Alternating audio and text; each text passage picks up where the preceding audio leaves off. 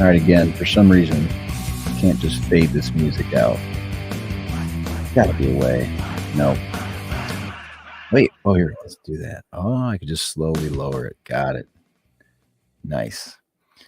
All right.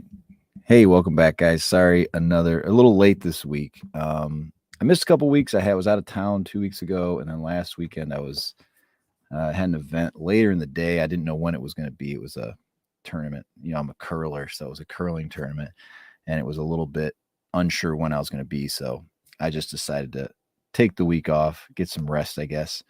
And this week I was just lazy. My daughter had a thing last night. I was home like 1 a.m, and I was going to skip it, but then whatever. So here we are. It's been an interesting couple weeks. You know, actually 2 weeks ago is when I was driving back from northern Michigan, is where we have some relatives up there, and we were staying for the weekend, and started getting the tweets about this whole Ordinals thing. Ordinals or inscriptions. And I know everybody's been talking about them for 2 weeks. So if you don't know what they are, I'm sure you can find out quickly. I'll give you kind of a brief overview. But what is interesting about them is it's so out of left field, and I think it's been very interesting to watch the reaction to them. So if you don't know what they are, essentially what Ordinals are is some coder, his name's I think Casey Rodemore, something like that. If you just look up Ordinals, you'll find him. He found a way to essentially bury enough data inside the witness portion of SegWit, which again, this is some technical stuff. I'm not fully sure, but essentially there was in each block of Bitcoin, which let me pull up mempool here. You have some space. Oh wait, you guys, you're gonna need to see this, not just me, probably, right? So hold on a second. Let me see if I can do this. So essentially inside this kind of witness space, there's some excess space. So there's 1 megabyte of block space that's used for the transaction information, the UTXOs, the amounts.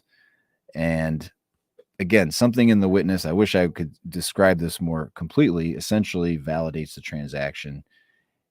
And that was some of the trimming of data when they created SegWit, was a way to essentially move this witness data off the 1 megabyte and into this SegWit block. Somebody who's watching, comment if I'm wrong on this. And what it is, that got like a discount to the burden on the blockchain, so to speak. So what it means is that there's this 3 megabytes of data that's usable. Well, this guy figured out via kind of a taproot workaround how to essentially put pictures, videos, audio onto the blockchain in a thing called what he's calling Ordinals, and they're tied to essentially 1 Satoshi. And what happened is there's been a lot of what people would call bloat to the blockchain. So let me see if I can pull this up and share a screen here. Hold on. See if I can. Oh, perfect. I can even do this. So it's actually not too bad right now, to be honest with you. It could be worse.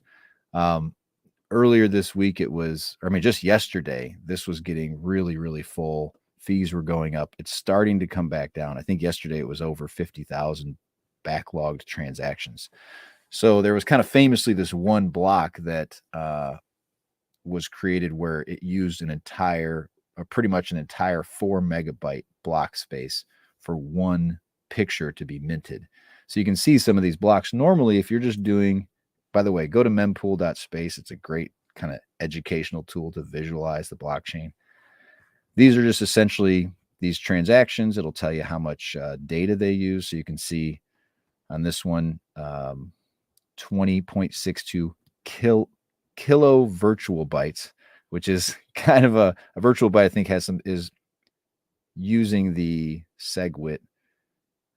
Again, I'm not technical enough to know, but essentially you can see if we get 4 megabytes, that's 20 kilo virtual bytes. So I don't know, it's 0.2% or something like that.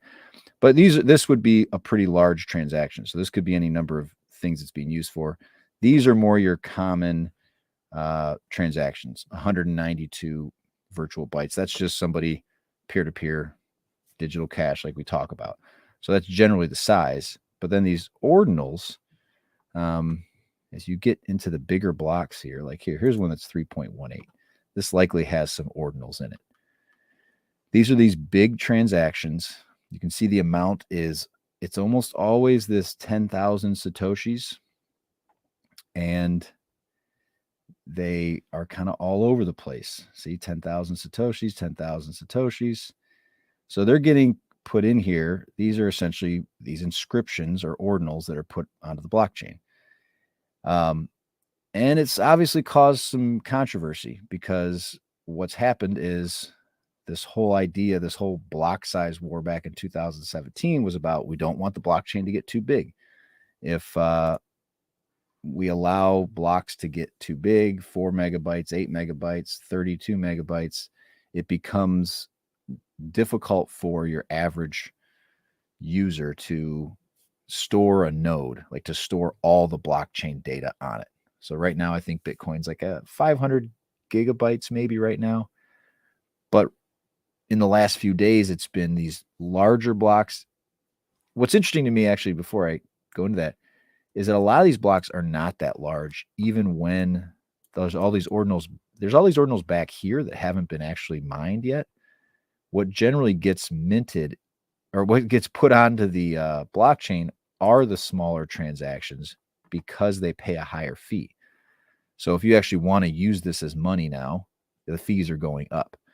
And the smaller transactions that people are actually using for money are crowding out the larger transactions. So the blocks aren't, I mean, they're bigger, but they're not getting excessively large yet.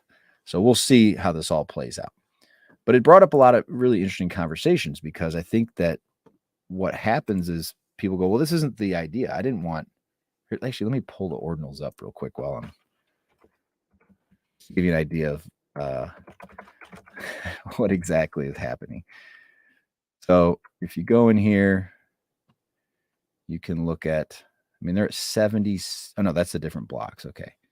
So here, our latest inscriptions is they've had 56,000 inscriptions on the blockchain so far. And some of them are just kind of, I guess that's a rotating donut or something. Dang it. I got to find, hang on a second. I have it on this other. Oh, you're not looking at this anyway. God, I'm really bad at this sometimes. Hold on one second.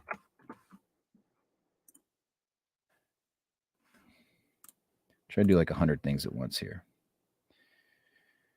All right, let's see if I can. This is going to be a no-show screen, but hang on.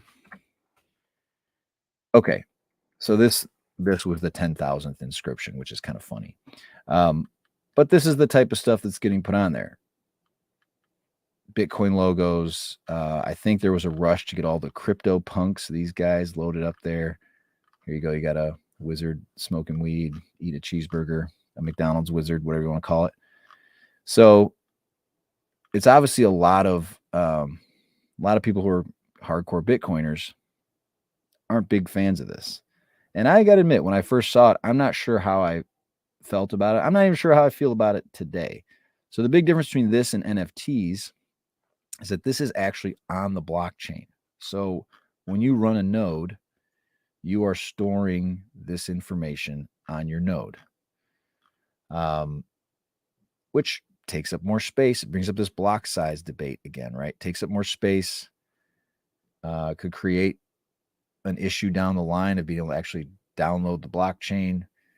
There's other ways to do this. You know, a lot of people will say, well, you can create NFTs. Like an NFT normally is just this link on the blockchain. So you just have a link to something called IPFS, interplanetary file storage or file system.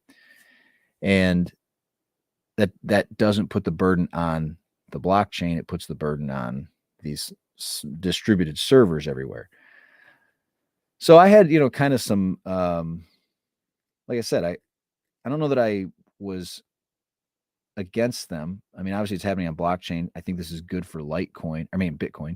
It's good for Litecoin in the long run. But I do think that it brings up an interesting topic of kind of what are your principles versus like what are your desires, I guess, so to speak. And I think there were a couple Litecoiners. There's been a few Litecoiners that definitely don't like it. And I can see their perspective. I guess the one thing that I think is important to note is that as we're seeing with the lower fee transactions are not getting mined. So these people creating these inscriptions, they're putting the lowest possible price on their transaction, meaning they're bidding the lowest amount to get onto a block, and it's not happening. So the people who actually have genuine transactions are outbidding to get block space. That stinks for people who want to use the blockchain and they see their fees going up. Last week, 2 weeks ago, they were paying maybe 10, 15 cents to make a transaction, and now they're paying $2 to make a transaction.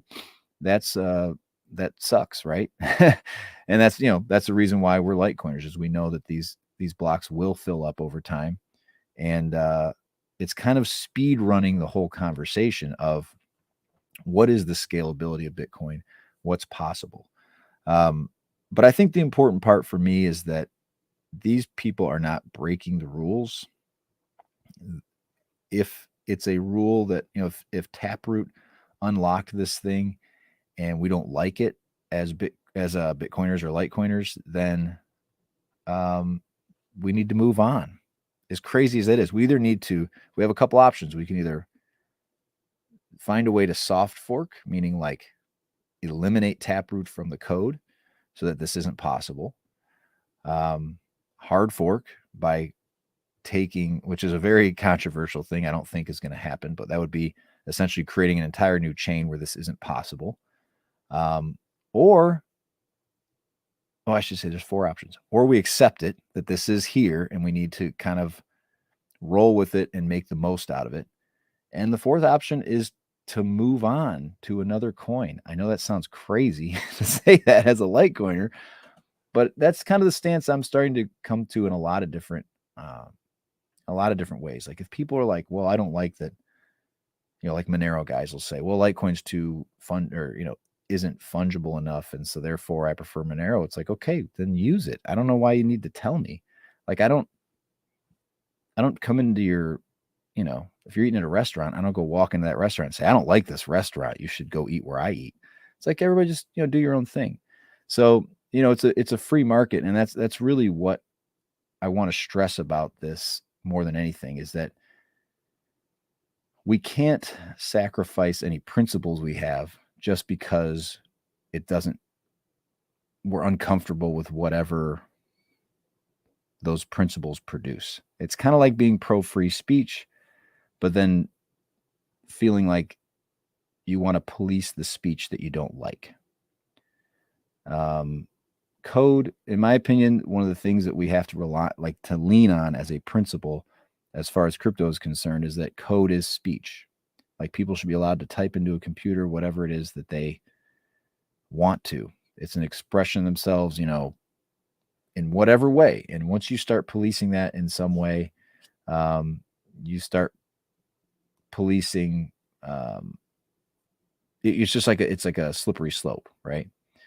So I kind of feel like if we're gonna be down this road, that we should embrace these NFTs. I think they're actually going to be very good for both Bitcoin and Litecoin in the long run, because there will be a renewed interest in using the platforms. Not to say, Litecoin right now, I think we have about 10% of our blocks are full. I mean, I should say our blocks are about 10% full, meaning at 100,000 transactions a day, we could be doing 1 million to get full blocks. And so if this is a way for people to start utilizing the chain and to take this tool that's been presented to them and use it in a way that they like, we should be in support of that. I think it'll bring more eyeballs to Litecoin, and that's good. That's good in general for people to kind of see what is unique about these chains. One really interesting part about this idea of that these coins are on the blockchain. That's a very big difference between that and almost all other NFTs. And over a year ago, if you go back and listen to, I haven't been doing the podcast at all, but I think it was last maybe November or something. We had a conversation about NFTs, and there was one of our Twitter followers, Big Chief. I think it's Martin Seeger. If you follow him at Martin Seeger, he was putting he found a way to kind of break up a picture, or maybe it wasn't a picture. It might have just been some audio of him. My name is Big Chief, whatever. And, we had some interesting conversations about what that could be used as a tool. The ability to put the Declaration of Independence on there. May sound silly today. Will that document ever really be removed from the mainstream news? I don't know. The idea 200 years from now, maybe cultures have changed, and who knows what the future brings, right? I'm sure there's plenty of cultures that have collapsed over the years that we never thought would have happened. But the fact that these ideas can be perpetuated forever, as long as these blockchains are running, as long as people are mining the coin and there are people running nodes, these ideas, these pictures, these videos, whatever they might be, survive forever. So something like, what Julian Assange was doing with WikiLeaks, if he could have put that on the Bitcoin blockchain, and the idea that information would persist forever, it's important. It's censorship resistance. And that's probably the most important part of all these protocols. One person I was having a Twitter exchange with, they said, if we let the blockchain get too big, we might sacrifice decentralization. So his thought was in order to prevent that, we need to start censoring these transactions, which is it's funny. It's we need to censor in order to prevent potential future censorship. Because again, the point of decentralization is that no one actor can stop another actor from doing what they want to do. And you know what I mean? Not actors like in Hollywood, a person choosing to act. So, so we got to stand by our beliefs. We got to stand by our principles of what these things are and why they were created, even if it doesn't make us feel good, even if it's used by our worst enemy. You have to kind of defend someone and their ability to use it, and trust that the protocol was designed to handle something like this. Because what you're going to see, if these things persist, fees will get to the point that person who's minting will have to make the decision. Is this worth $160? Is this worth $260?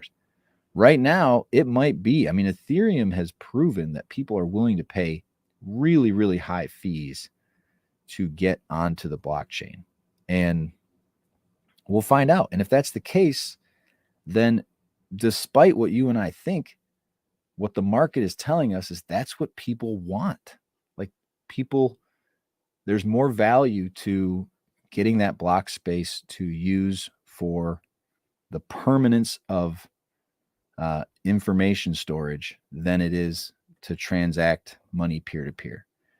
And as I always say, hey, thank God there are other chains. If Bitcoin and Litecoin get absolutely mobbed with this and are essentially unusable because of JPEGs, I don't think that's going to happen, but if they become unusable, well, thank God there's other options, right? Thank God we have other coins like a Dogecoin or a Monero, or maybe a Bitcoin Cash, whatever, Dash, whatever you want to use to actually transact peer-to-peer. If it becomes undoable because somebody's kind of quote unquote attacking the major chains with this bloat, then I'm glad we have other chains, right? So that's the whole point. Which brings me a little bit to principles, which I have it written up here with a PLES, not like principles like in school. I always get that one mixed up. If you had, I've been thinking about this for a long time. Litecoin, I don't know, what was I calling them? The Litecoin principles, or the ethos, or not the rules, whatever you want to call it, not the rules, but something that we're aspiring to as a community. It could be crypto in general, but one of those things being, again, freedom of speech is maybe the most paramount objective, and that your speech should be essentially unfettered. And so if we have these moral, and this is just me, right? I don't speak for the entirety of Litecoin, But I like to think that if we can develop some sort of ethos, it could be more appealing to people from the outside. That was my original thought, right? It was like, if someone's a pro free speech person and we explain, hey, this money is about free speech, then they'll be more likely to be interested in learning about Litecoin and Bitcoin and crypto in general.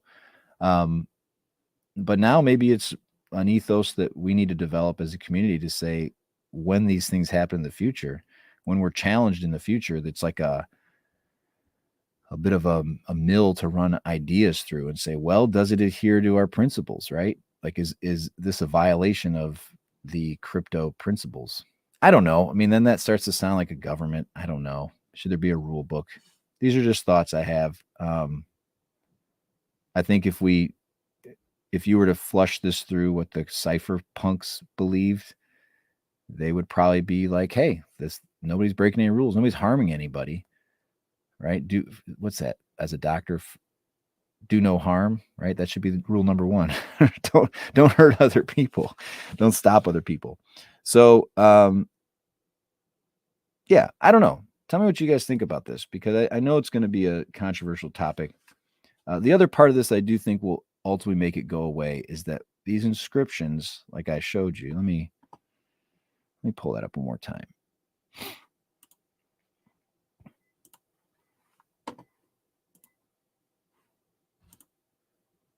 So an important thing to note about these inscriptions, when you get an inscription that goes through, which here's one. So this took up 44 kilo virtual bytes, and it's there. It's on the blockchain. But every time I move that picture, so if I sell it to somebody or I send it to somebody, after the initial mint, so to speak, or the initial inscription, there's no excess burden on the blockchain after the initial mint. So it may take some time. If people, I made the comparison this week. I said, if you had 1 million inscriptions on Litecoin, it would take maybe a week to flush those out. Then they're on the blockchain and they're there forever, and they can be transacted, and they would act just like any other transaction after that initial one. So it may be kind of, right now, we're a little bit scared, intimidated by the whole thing. Like, is this going to ruin Bitcoin? Is this going to ruin Litecoin? It may be a burden for a while. But I feel like the world has a limited number of pictures they want to put on the blockchain. I mean, how many people are going to want to spend $30, $40 to mint these things? Let's see. What do these guys pay? Okay, well, maybe not 30. This guy paid $12.89. He paid 4 sats a byte. $25, $12.89. See, this was not one. This was not an inscription. This guy paid $50. I don't know how many people in the world have an unlimited amount of money to just throw pictures on there for no particular reason. Well, the government does, but yeah. Anyway, so we'll see. We'll see how this works. The thing it did bring up too that I thought was interesting is that big 3.96 megabyte block, whatever it was, is that the miners, you can see up here, the blue blocks, these are actually added by the miner. I didn't even know this was possible. I mean, I guess it makes sense. So essentially, either this miner had transactions they wanted to put on to get to the front line. So you can see the fees on these can sometimes be really low. And what was crazy about that biggest block in Bitcoin history is that it had, it was at Udi Wertheimer. He actually went to a miner, I forget which one it was, and paid them like off the books. Like, he didn't pay a fee. So it had a 0 fee on it. He just went to them and paid them. I'm trying to think which one it was. It wasn't a very big one, obviously, because they're not even part of this blend here. Let me find them real quick. By the way, again, use this mempool.space. There's some very cool stuff.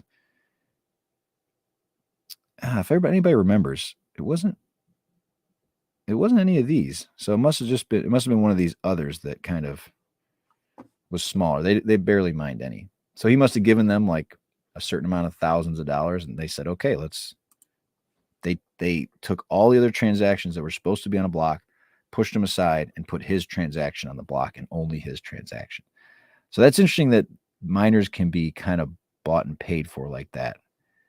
That concerns me more than anything, that they are, and it's not the miners, it's the pools, but that they can be kind of isolated and contacted and influenced to do what some outside third party wants them to do. I think that should be a more concerning transgression in the last few weeks, which is why, if you're a miner, if you can use smaller pools and not always just go with the biggest name on the block, I would recommend doing that. If we can have individual miners, that would be ideal, but we can't have it all the time. So it's just something we should be aware of. All right. So this actually brings me to something that I think is pertinent, because it's something I was feeling. It was actually let me see if I can find the interaction I had. I was, again, going back and forth with some Litecoiners, and like I said, one of them said, we should, in order to preserve decentralization, we should enable censorship, so to speak. I don't think that's what this person, trust me, I understand both sides of this topic. But I found myself kind of just down. Like, man, it was really disappointing. It made me feel like this is a really hard road to what do they say? A road to toe in getting this concept across to people that we should have no censorship. This is about money that cannot be manipulated. And it made me realize that a lot of times people are not trying to be, they're not consciously influenced by their profit or their bag or their money, but they are still influenced, even if they're not consciously influenced. And I recognize even in myself that I hold a significant amount of Litecoin. It benefits me. If we go to, man, $600, $1,000, I'm going to be extremely happy. It's going to make my life a lot easier. And so to think that that isn't in the back of my mind in everything that I do, it'd be pretty naive of me to think that. And this particular topic, I felt like there's some tension. And as a person I've got the Litecoin name on my hat and my name, right? I'm very small as far as my community is concerned, but I think that I feel like I represent Litecoin in a way because of my name. And if I can't be impartial, if I can't be honest, if I can't speak from a position of those morals or those principles, then maybe I should lose the name. Maybe I should just be Crypto Underground, because I don't know. It just started to make me feel uncomfortable, and it got me thinking about what Charlie went through. Now, granted, Charlie's got 1 million followers. I've got like 2,500. So I'm nowhere near the scale of what Charlie's at. But I recognize in myself that am I willing to certainly maybe oversell something that's positive about Litecoin, or to try to squelch something that's negative about Litecoin? Probably, even though I may not consciously be doing it, that's probably happening. And I certainly have you guys as an audience, and I think about, well, you guys are all very pro Litecoin, and if I come in here and say something negative about Litecoin, is that going to, make you not like me or make my audience go away? And so there's these things that you have to kind of weigh in your mind, consciously or subconsciously. And so I think that's probably what started to happen to Charlie. I think he probably recognized, like, I can't be objective if I'm holding a lot of an asset. I can't necessarily carve the best path forward in the long term if I have some short-term motivation. Again, this is all speculation about Charlie. I don't know the guy. I've talked to him a few times, but I don't get the sense he's a guy that needs the money, right? And he probably felt this is the right thing to do as far as building the best possible tool for the future. So I admire the guy for what he did. And I think the more we frame these, the more we have this conversation, when people want to shit on Charlie and say, oh, well, he sold the top, whatever. The creator dumped all his coins on everybody. I think if we, instead of necessarily always fighting, just explain why you would admire somebody like that understood the goal was bigger than himself. Maybe they would probably call us delusional and just Charlie lovers, but that's really what I think is the most important thing, is that he can work from a place of objectivity, which is hard and which I hope to have someday. So anyway, okay, I wanted to go into a couple things. Wait, what do I have more? I think I'm good. Yeah, and this ties a little bit into the price thing. You guys know I don't try to get you guys to buy Litecoin. You can do whatever the hell you want. And I think it's because if I lead you to FOMO, if I instill fear in you that you're going to miss out if you don't buy Litecoin, then I I have to own that for forever. And it makes it more difficult for me to be objective or to say something negative if I sat here and sold you on some kind of dream and then 3 months later I'm going, well, in reality, there's probably some limitations to Litecoin. You're going to be like, well, what the hell, dude? You just told me to.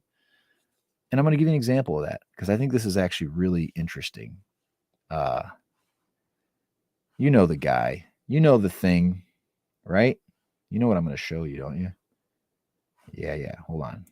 This dude, talk about not being objective. Oh, look at him. Beautiful. Here we go. Which one's the best crypto asset? Well, Bitcoin's the best crypto asset. Wait. You probably can't hear that. Let me make sure. Hang on. I got to make sure you have sound. You do. Okay. Because we've done that before and had no sound.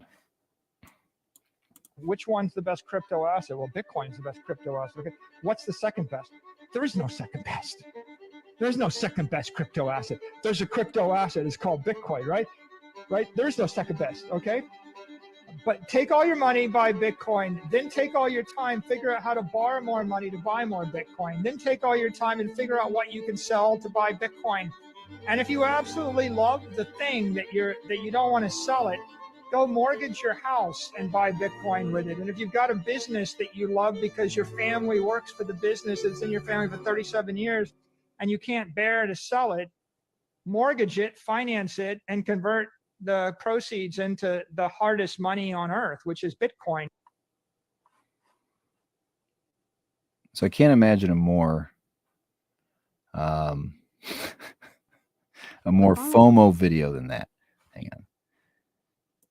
Like absolutely top-notch FOMO, right?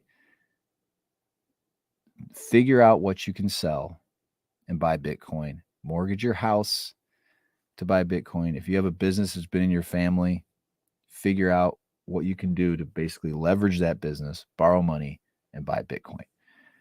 And here's the real interesting part. Let me show you this.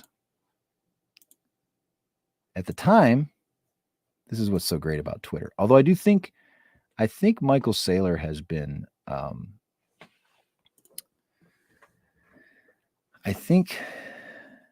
on a second. Let me do something here.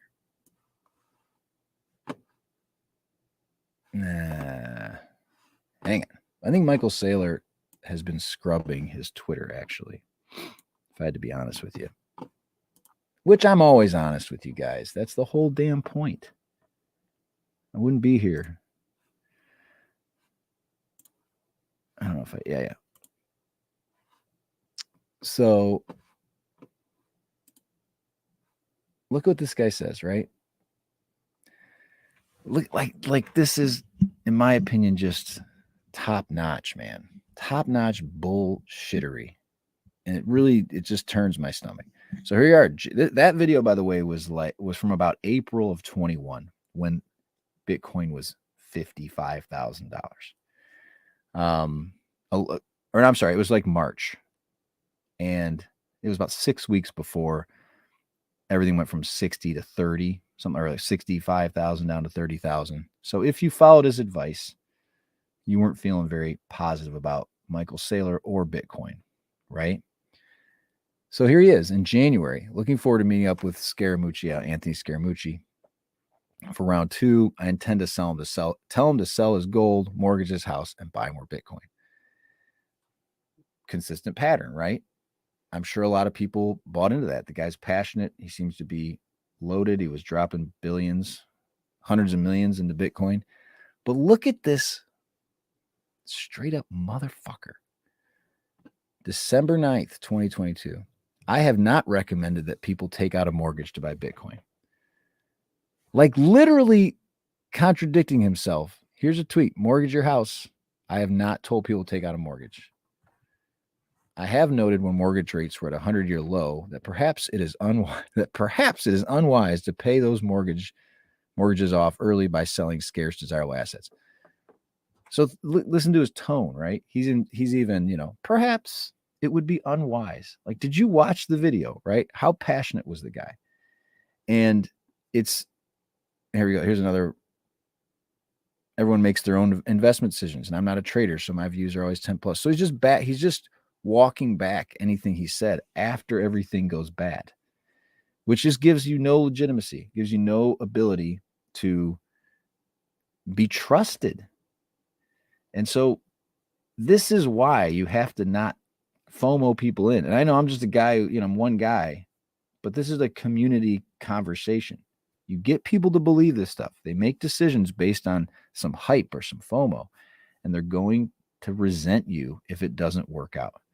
And maybe you're so confident that it's going to work out. Maybe you're smarter than me. I don't know. I just think it's a bad precedent to set. So I don't have a whole lot this week.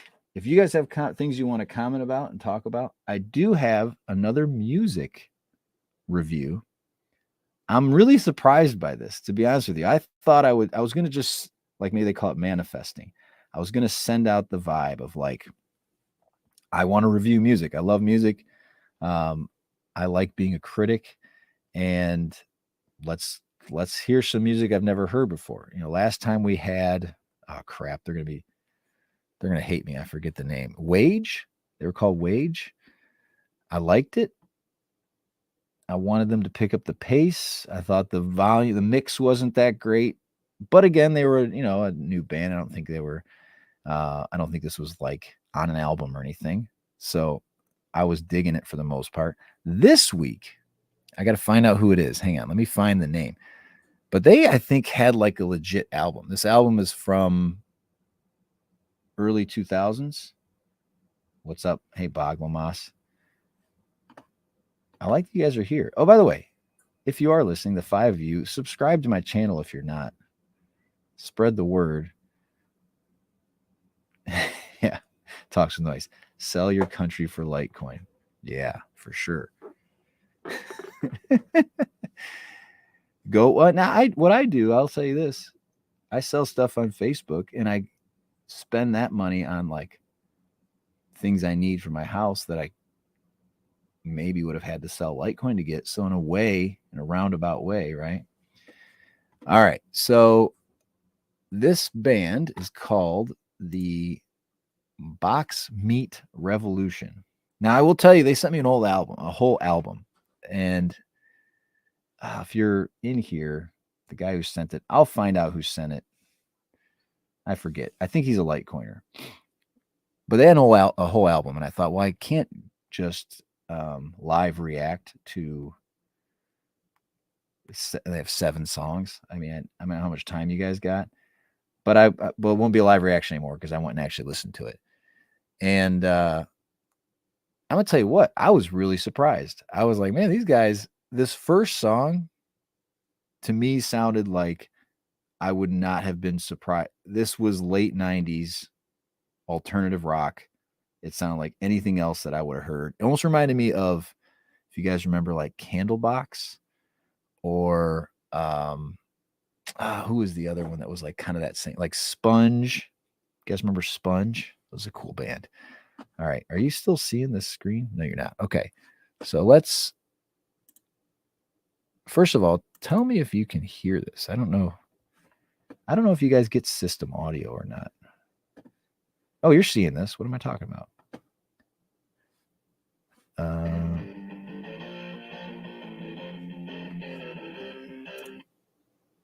Everybody hear that? Thumbs up. I think it's on there. Let me triple check.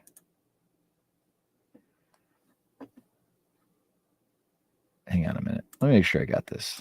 Let me do this one more time. I apologize. I just got to make sure the audio's up.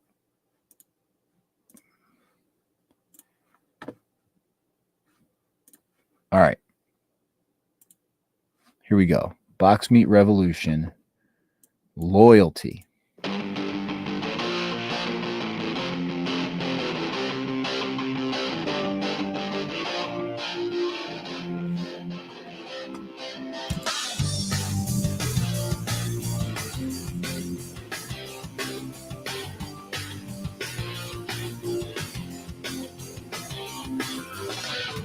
Got no sound man to kill. Go on, make love to someone. Over time shows where the ending brings. I'm a brutal crisis in the sunlight. The only thing is, like, I'm not a great guitarist, but I figured this riff out in about 10 seconds.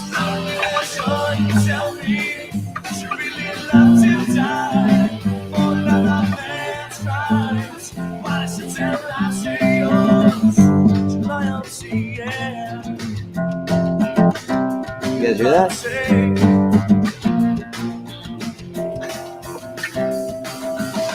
So this is the time when you laugh like a multiple. She's forced last life. This is the way we live. Nah, not leaving.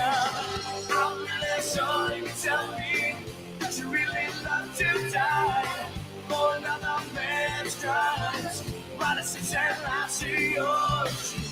Loyalty, yeah. I feel it. Loyalty,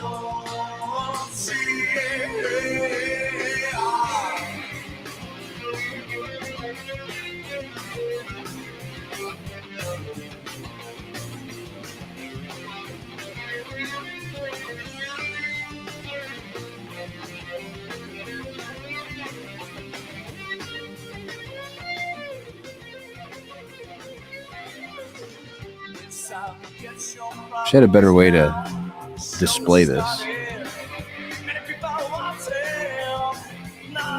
Here we go.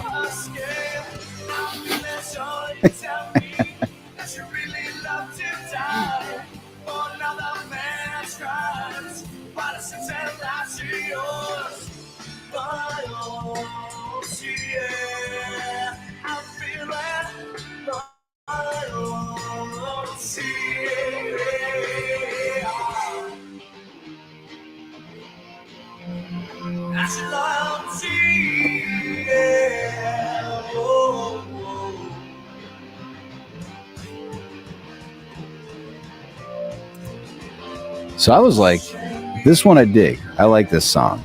So well done, Box Meat Revolution. Your name could use some work, to be honest with you. But so I don't want to listen to every single song all the way through. So I was like, okay, this is pretty cool. I dig it. And so I'm like, all right, song 2. I'm figuring we're going to have the same thing. Oh, no. Very different. See if we can hear this one. Really don't need. I think they're free. The song's free somewhere. Might be on Spotify.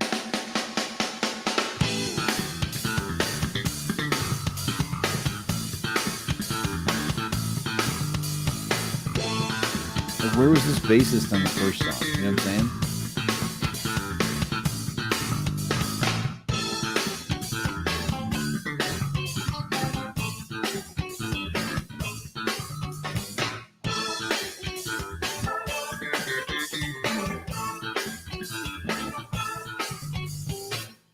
Slipping down now, West Coast away. Feeling better now that I'm free. Sun in my back, feeling fine again. Sign I'm getting for a little shot. Will I just let her down? Where I spend my summer last. Slipping down south of the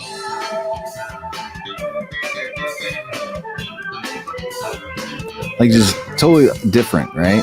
City is where I wanna be. All right, we're not gonna listen to their whole album, but I mean, go check them out. Maybe the 5 people watching this will start a revolution, the box meat revolution. So you guys are like, fuck, super talented, to be honest with you. It was like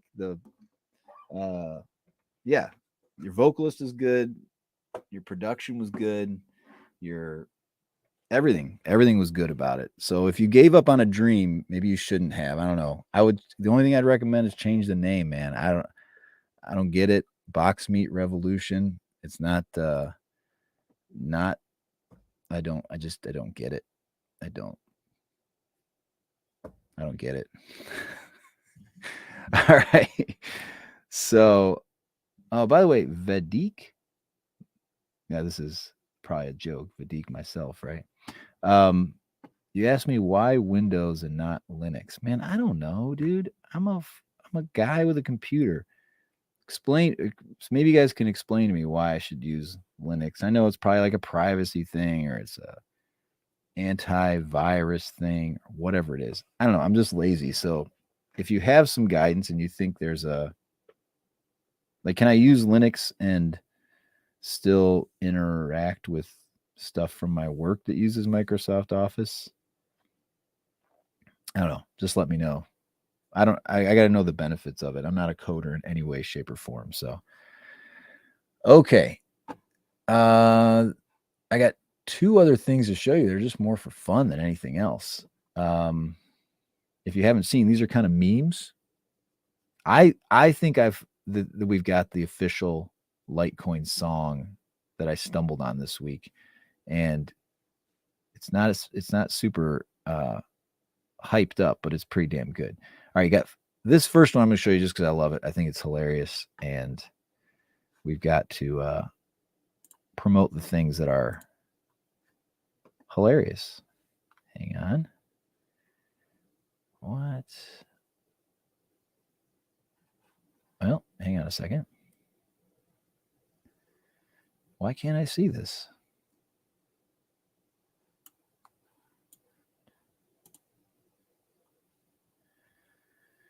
Well, I'll find him this way. Hang on. I don't want to get in some sort of infinite loop here. Flash Trader, which, by the way, I kind of want an apology to Flash Trader and Litecoin Concepts. I've been wanting to change my logo. I just feel like I like this and all, but it just doesn't necessarily present well in these little circles. You know what I'm saying? But he makes really cool stuff, so check this out. If you haven't seen this, then you're not a real Litecoiner yet. Okay, my internet's failing.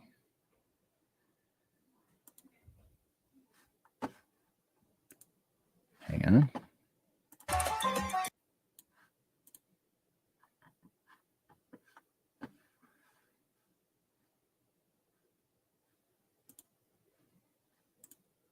What is the deal?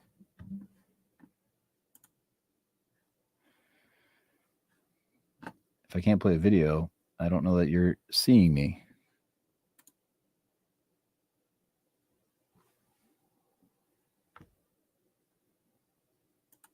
All right. Well, let's try the other one, I guess. I have no idea why that would be. Can I? Yeah, let's do that. I'll wait until it loads, I guess. Hang on. What the frick? That's weird. All right, well, I'm going to try this other one that I think should be our song. Kind of like if we were in a relationship. Why can't I see anything? What in the hell's going on here? Here, let's just do this. This is just really an inconvenience to me, which is, you know, the worst offense of all offenses.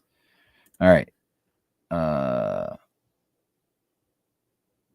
What in the frick, dude? Okay.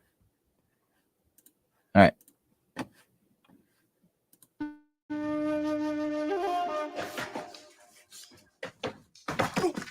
それを返せ。さもないと後悔するぞ。おい、一体何ができる？誰が一人だと言った？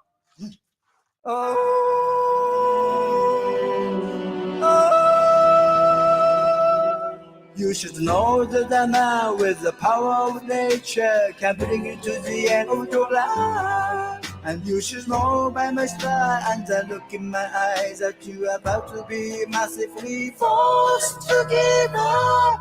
Chicken attack, chicken attack. What you want me before it face to black? C'est my love harmless, but then you are not chicken ass. Go chicken go, go chicken go. Now gonna fly, you on the sky.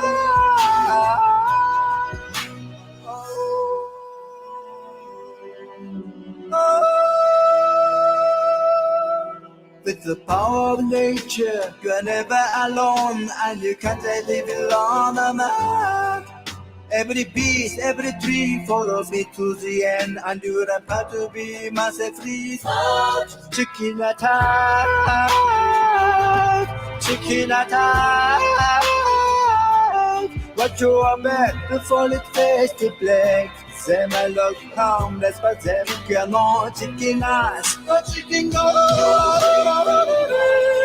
go chicken go. Now gonna fly, you on the sky. You are young and you are hungry, perhaps your money. I give you this chicken today. It's eggs for your dinner, it's legs for next winter. You won't have to steal again. なんて慈悲深い方だ。あなたはすべての動物を操らぬんですか？すべての動物が操れるけど、鶏が一番なんだ。助けて、助けて。僕の兄が富士見で銀行強盗に巻き込まれたんです。大丈夫だ。心配するな。Go chicken go, go chicken go. Now gonna fly, you on the sky. Oh, lady, oh, lady, oh, lady.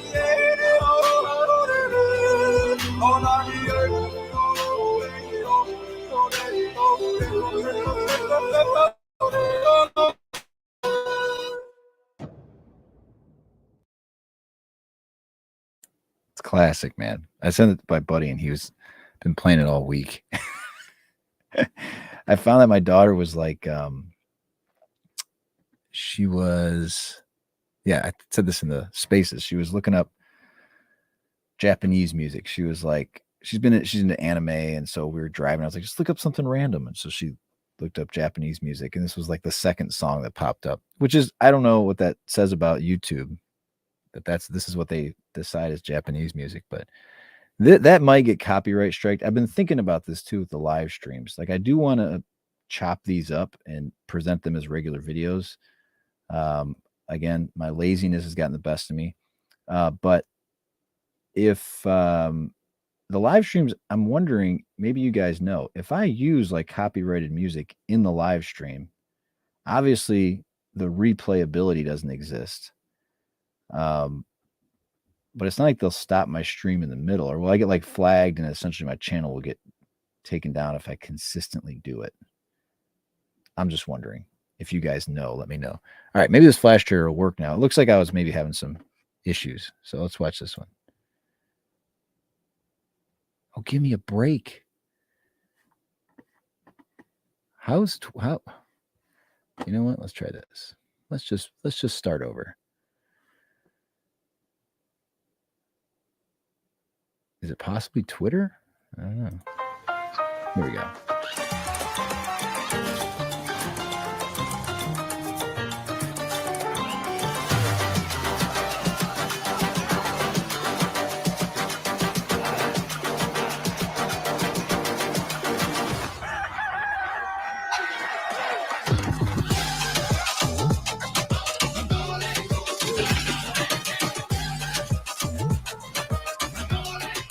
Like a Nova Grat.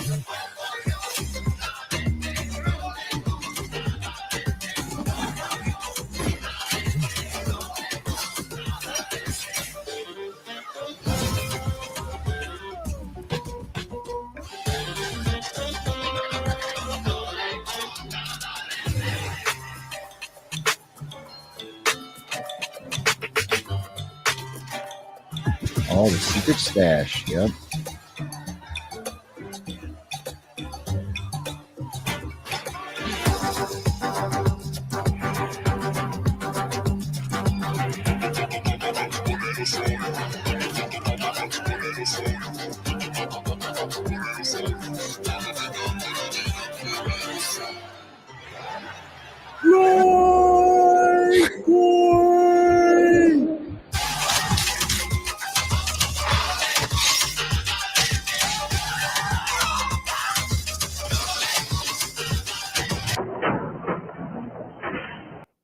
You gotta love that. That's fantastic, man.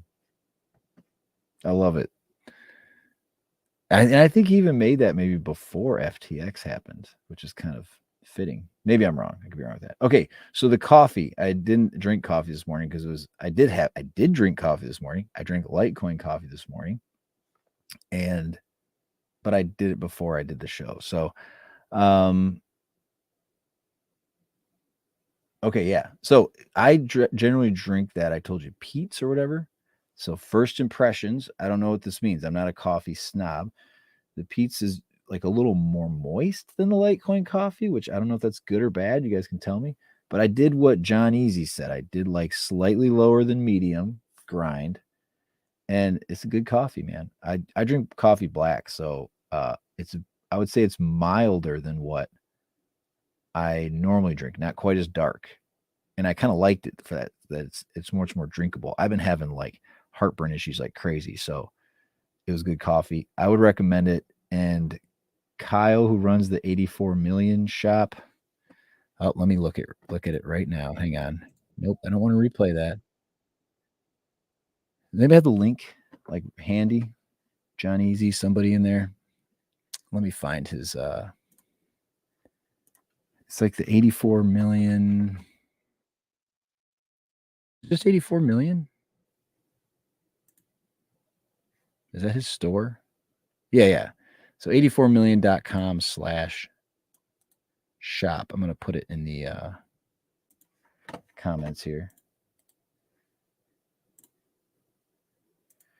So he's got the coffee. I think he might actually be out of stock of the coffee, but he's got that. I got now it's a little sticker. I'm not gonna lie, it was smaller than I thought it was gonna be, but I didn't put the measurements. He got these on there. Can I? What do the people do? They put their hand up and then they let it focus and then go in. So it's got the little Doge on it, right? That's pretty cool. He's got these wristbands, these like rubbery wristband thingies that actually gave away at the whatchamacallit, the summit. And then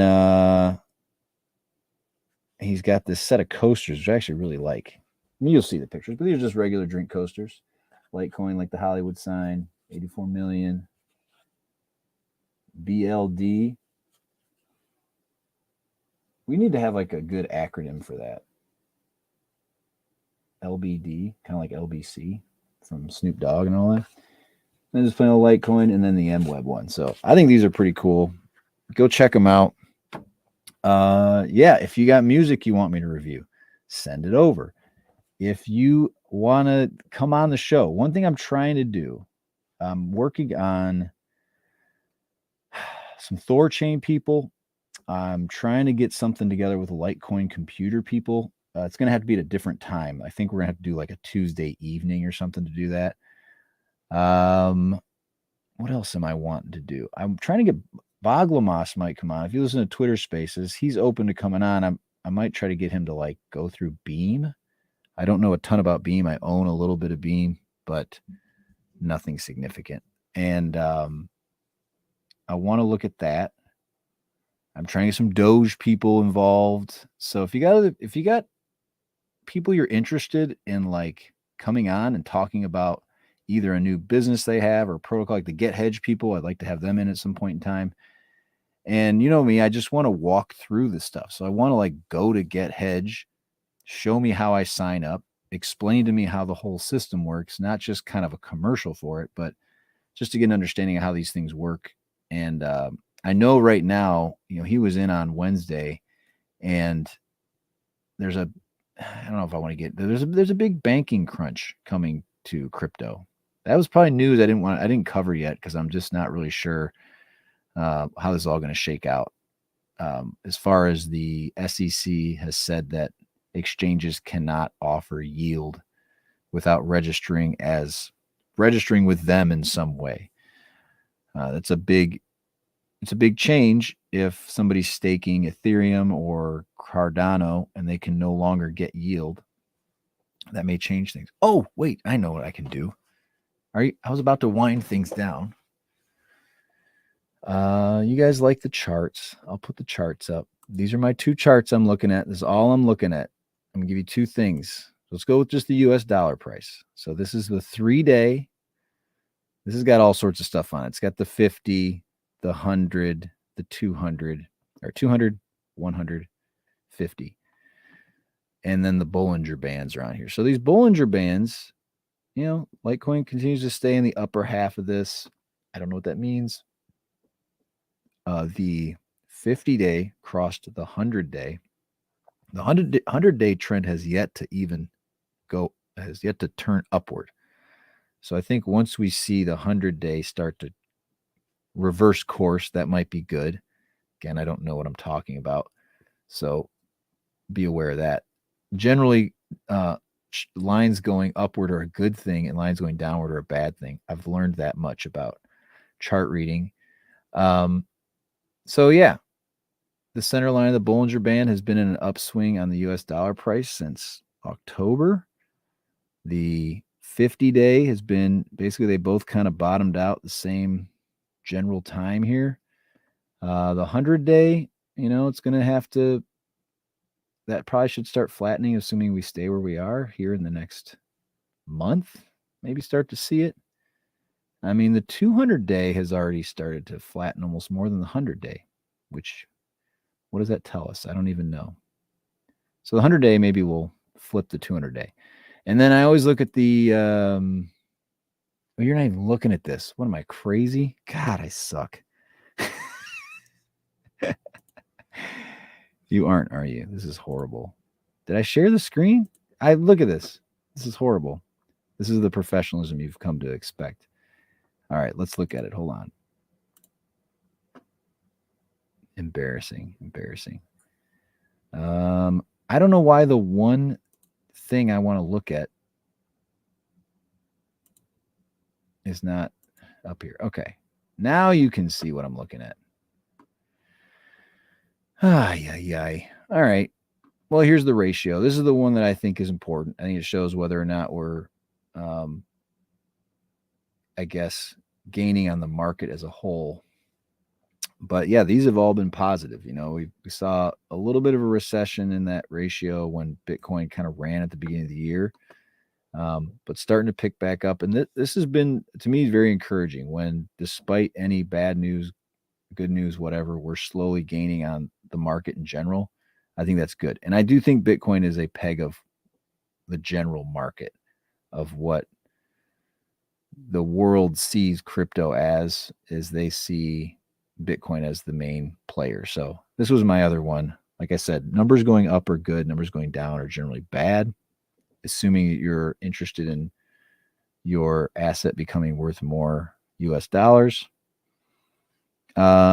This is the 200-day. So we haven't, let's see, the 50-day crossed back here. That's probably good.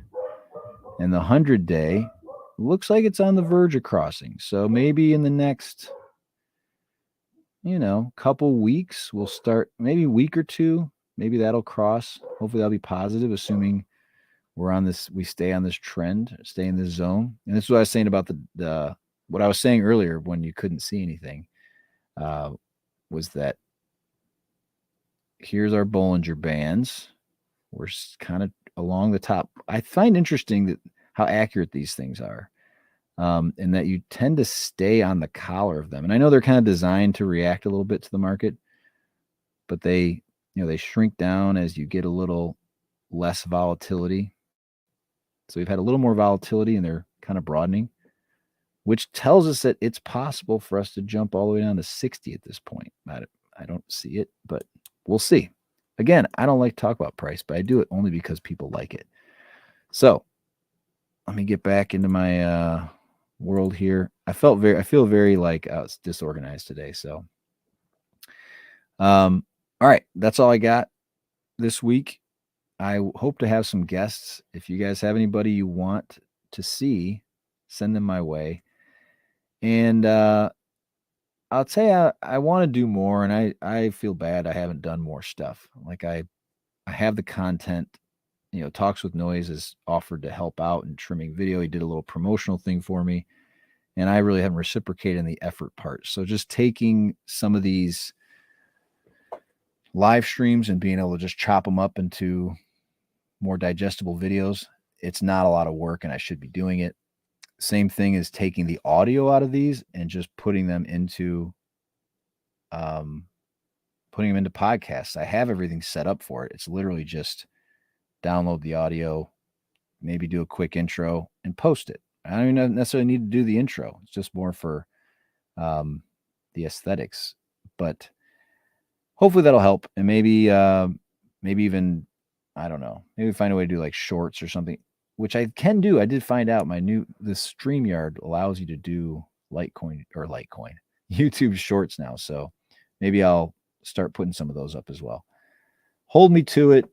Badger me about it. It's not that much work. And then maybe if I get a sponsor, then I'll be more motivated to do it. I have one will probably sponsor me if I just put my ass to work. So I got to keep doing it. All right, guys, take it easy. Have a good weekend. And thanks for tuning in. Tell a friend. If you're watching this after the fact, like it, subscribe to it, and good things will come to you and your family. All right. Have a good one, guys. Bye.